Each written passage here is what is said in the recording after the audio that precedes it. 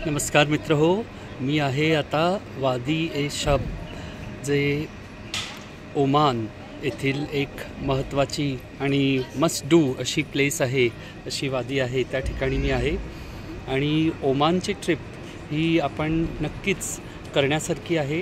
कारण की ticket generally आपल्याला साधारण एक 12 ते 16,000 या रेंजमध्ये मिळतं. Return ticket Mumbai to Muscat, Muscat to Mumbai. Salam Air किंवा ओमान एअर हे 2 ऑप्शन्स आहेत त्याच्यामध्ये. तर सलाम एअरने आम्ही ट्रॅव्हल केलं आणि अनुभव चांगलाच होता. त्यांच्या बॅगेज चेक इन पॉलिसीकडे नीट लक्ष द्या, कारण की चेक इन बॅगेजचे चार्जेस जे आहेत ते साधारण 4,000च्या रेंजमध्ये आहेत. पण एक चांगली फॅसिलिटी त्यांच्या बुकिंग कमॉडिटीमध्ये ही अशी आहे की तुम्ही 10 kgची बॅग साधारण काहीतरी 1100 का 1200 रुपये एक्स्ट्रा भरून घेऊन जाऊ शकता आपल्याबरोबर. त्यामुळे बॅकपॅक आपली पर्सनल लगेज जे बॅकपॅक आहे दॅट वॉज 5 kg आणि प्लस हे 10 kg तेवढं पुरेसं आहे. मला वाटतं अगदी आपण थोडंफार शॉपिंग केलं तरीसुद्धा ते होऊन जाऊ शकतं. बरं, ओमानला येताना आपल्याला काही बऱ्याचशा गोष्टी किंवा काही फूड वगैरे आणायची काही गरज नाही आहे.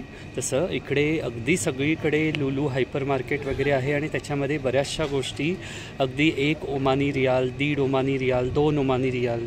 आता आम्ही दोघंजण जर नाश्ता केला तर तो आमचा साधारण 4 ओमानी रियालमध्ये पूर्ण झाला.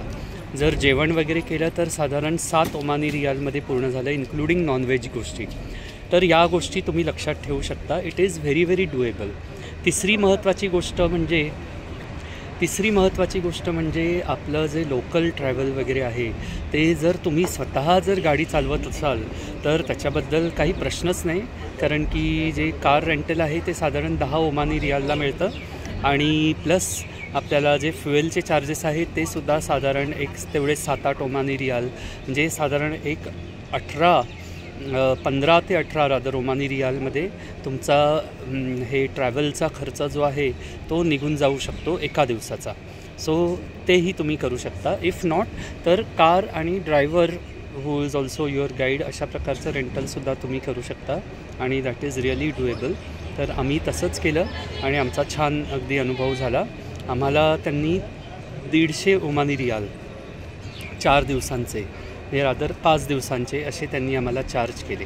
बरं, नंबर ऑफ डेज म्हटलं तर आम्ही आता बुधवार, गुरुवार, शुक्रवार, शनिवार आणि शनिवारी मध्यरात्रीच्या नंतर म्हणजे रविवारी भल्या पहाटे 1:15ला आमची फ्लाईट आहे. मुंबईला सकाळी पहाटे 5:30ला आम्ही पोचतो आहोत. तर ह्या एवढ्या 4 फुल दिवसांमध्ये सुद्धा आपण व्यवस्थित आयटनरी अगदी हे करू शकतो.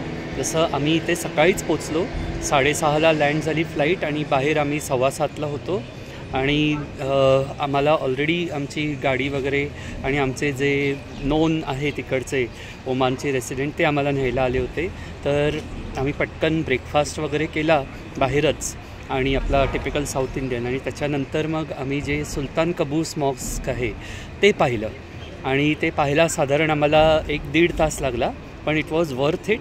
त्याच्यानंतर मग आम्ही रूमवर गेलो, थोडंसं फ्रेशनअप झालो, अर्धा तास रेस्ट केली आणि त्याच्यानंतर आम्ही 12:30ला निघालो, रादर 12:15ला निघालो आणि आम्ही पोचलो दॅमिनियत आयलंडच्या क्रूजसाठी. तर त्याचा जो चार्ज आहे तो 25 ओमानी रियाल पर हेड आहे आणि हाच सगळ्यात हायेस्ट चार्ज आहे. बाकी सगळीकडे जो एंट्री फी आहे ती 5 ओमानी रियालच्या आतच आहे. तर डे 1ला दॅमिनियत आयलंड झालं, इट वॉज एक्सलंट. त्याच्यानंतर मग डे 2मध्ये आम्ही सकाळी 7:30ला निघालो, पोचलो निझवा आणि निझवा फोर्ट, निझवाचे सूक्स वगैरे केले आणि त्याच्यानंतर मग ऑन द वे बॅक आम्ही जेबेल शॅम्स हे जे हायेस्ट पीक आहे इथलं त्यालाही व्हिजिट केलं. सो तेवढं करून आम्ही मस्कट सिटीला पुन्हा परत आलो, साधारण 7:30ला पोचलो. Jebel Shams was excellent. Nizwa of course was very very good. त्याच्यानंतर मग डे 3ला आम्ही सकाळी पुन्हा तसंच 7:30-8ला निघालो, ब्रेकफास्ट वगैरे केला बाहेर आणि त्याच्यानंतर मग एक आणखीन ओल्ड व्हिलेज जे आहे, एक model old village of Oman, हे देखील डे 2ला आम्ही व्हिजिट केलं आणि that was out of the place, really very good, very well maintained आणि इट इज मच रिकमेंडेड. त्या व्हिलेजचं नाव मी विसरलो आता. पण you can find it anywhere on the internet. त्यानंतर जो डे 3चा प्रवास आहे त्याच्यामध्ये आम्ही सुरुवात केली जी पहिल्या एक कुर्रत अशी जागा आहे, कुर्रियत का कुर्रत अशी जागा आहे, तिथे एक डॅम आहे. तर तो डॅम आम्ही व्हिजिट केला. त्याच्यानंतर आम्ही आलो फिन्स आयलंडला. त्याच्यानंतर काही दुसरे जो पेबल आयलंड वगैरे आहे, पेबल बीच आहे तो पाहिला. आणि त्यानंतर मग आम्ही आलो वादी अल शाब या ठिकाणी आणि आमचा डे 3 तिथे आम्ही फार एन्जॉय केला, संपवला. डे 4ला लोकल साईट सीईंग जी ओमानचं कॅपिटल मस्कट सिटी आहे ते पूर्ण करून त्याच्यानंतर आम्ही डायरेक्टली एअरपोर्टला निघालो. स्टेसाठी Airbnbवरती एक स्टुडिओ अपार्टमेंट बुक केला होता जो साधारण 10,500 रुपये फॉर 4 नाईट्स आम्हाला पडला. सो ऑल इन ऑल ओमानची ट्रिप जी आहे ती बऱ्यापैकी आपण प्लॅन करू शकतो आणि अगदी 4 दिवस जरी सुट्टी मिळाली आपल्याला तरीही आपण करू शकतो. 5 दिवस असेल तर नथिंग लाईक इट. सलाला हे जे आहे ते सीझनल असतं, तर तिथे आपण व्हिजिट करू शकतो. Say the best time to visit will be around August वगैरे. तर तिथे आम्ही जायचं काही ठरवलं नाही, पण अदरवाईज बाकीचे सगळे जे ओमानचे महत्त्वाचे स्पॉट्स आहेत ते करू शकलो. बाकी इथे शॉपिंग वगैरे जे आहे ते लुलू हायपरमार्ट आणि इतर गोष्टी आहेत. मत्रा सूक आहे, ट्रेडिशनल सूक्स आहेत, तिथे आपण काही गोष्टी घेऊ शकता. ओमानी हलवा, इकडचे खजूर, डेट्स वगैरे घेऊ शकता.